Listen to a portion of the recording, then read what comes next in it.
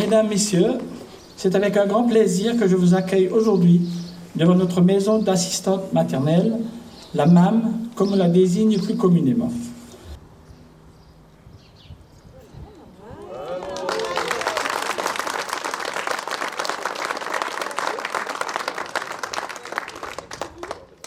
Ce matin, il y a l'inauguration de l'école de la MAM, de la maison d'assistante maternelle.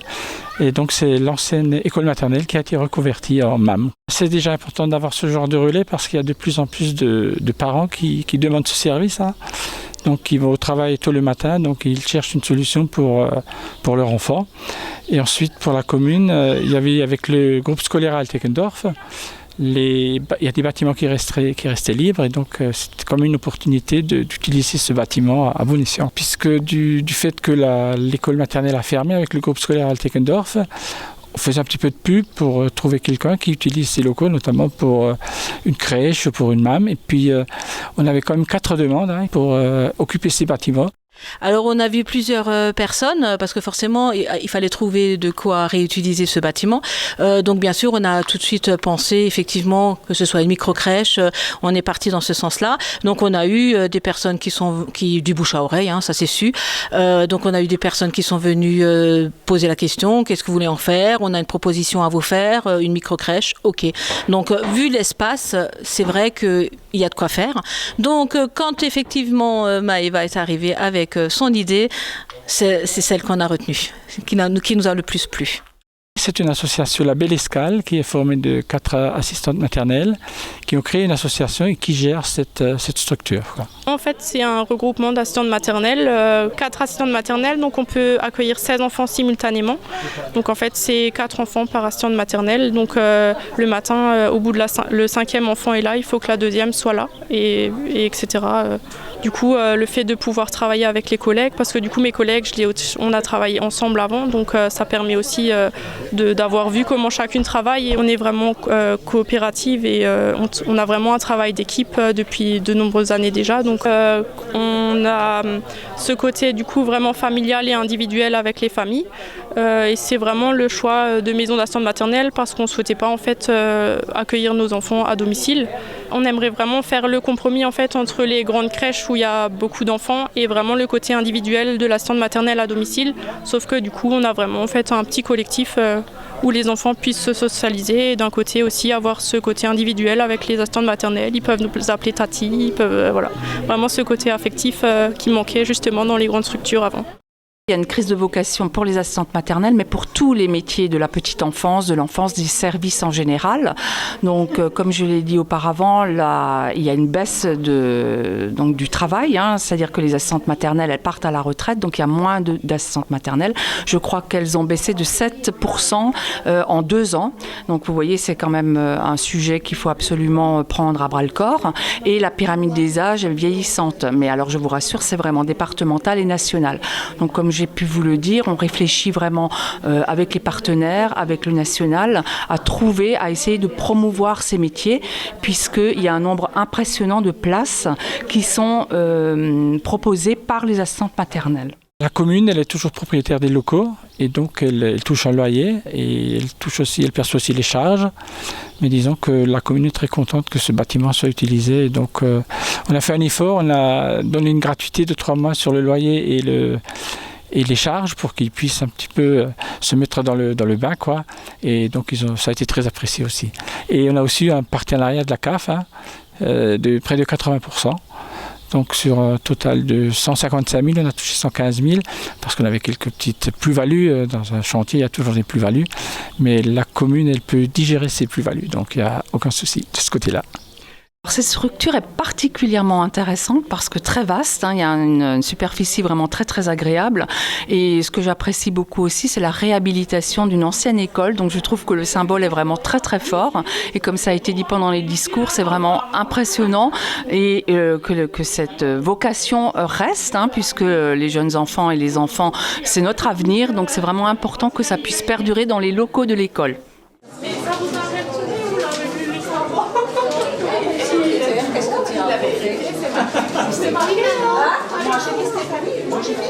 Alors au niveau de l'architecte, c'est monsieur Alan Didier-Jean du cabinet Didier-Jean Denise. Donc les 4 jeunes dames qui ont eu son nom, il a été recommandé et effectivement ça s'est ressenti derrière qu'effectivement c'était une personne qui avait tout à fait les capacités parce qu'il a déjà établi beaucoup d'autres projets dans d'autres communes, même au-delà de l'Alsace, quoi. Donc c'est quelqu'un qui est très spécialiste dans ce domaine-là. Donc il connaissait déjà tout ce qui était normes, petite enfance, donc ça nous a facilité le travail de ce côté-là. Donc il a apporté ses connaissances, il a apporté son professionnalisme. C'est vrai que c'était un bonheur.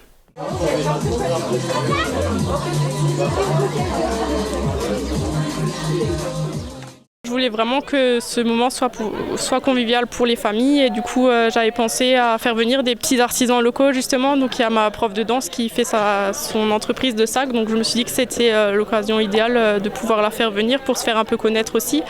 J'utilise tous les matériaux.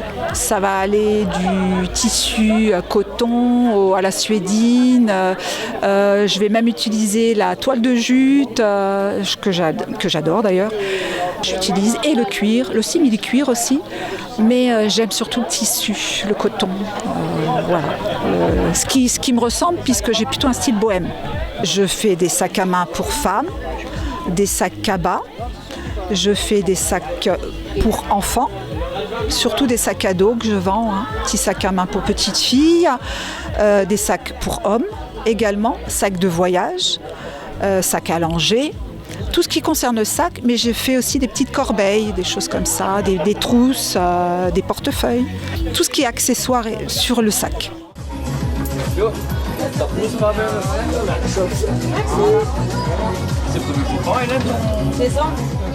On s'était demandé qu'est-ce qu'on souhaitait un peu mettre en avant aussi. Là, il y a la lecture qu'on aime beaucoup aussi pratiquer à la MAM, donc on s'est tourné vers une association justement pour les livres, pour la vente de livres.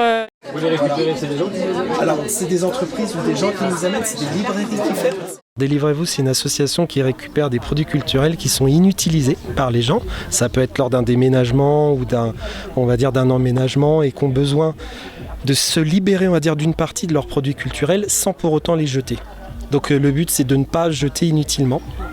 Et on récupère livres, journaux, magazines, CD, DVD, vinyles et on le remet au goût du jour, on revalorise, on crée avec et on permet à des établissements comme des EHPAD, des maisons de retraite, des hôpitaux pour enfants, de leur remettre des choses un peu plus modernes pour rafraîchir leur point lecture et ça fait partie des missions solidaires que l'association fait. Alors on est sur Riedheim en fait, c'est une petite commune qui se trouve juste à 2 km de Bouxwiller et on a intégré en fait une école qui vient de fermer il y a presque un an. Donc on est ravis. Depuis qu'on a ce local là justement, ça s'est vraiment bien développé et on a réussi à sauver des centaines, des milliers de livres incroyables.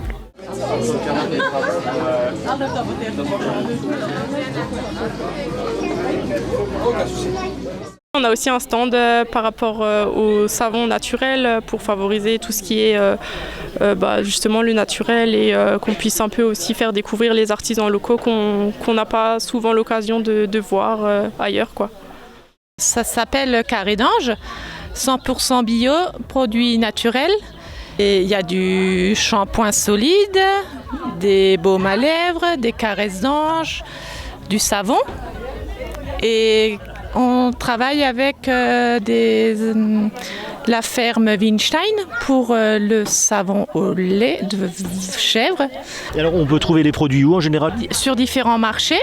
Elle a différents points de vente à Bouxwiller, sur Ingwiller, sur Orfelden et puis directement chez elle. Vous venez chez elle à la maison, un petit SMS ou un petit coup de fil et c'est très bien.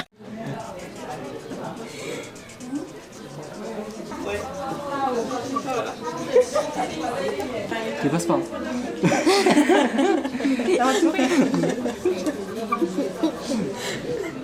On a fait des ateliers aussi pour faire de la création de sable magique. Il y a aussi un coin espace doux qu'on souhaite un peu initier aux parents pour qu'ils découvrent un peu l'environnement assez reposant et agréable pour les enfants qu'on souhaite aussi mettre en place un jour en projet, quoi.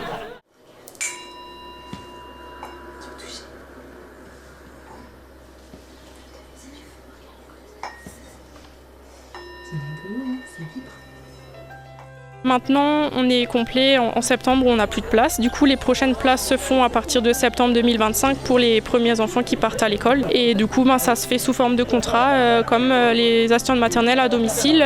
Donc, en fonction des places qu'on a à la MAM, les assistantes maternelles font un contrat avec les parents.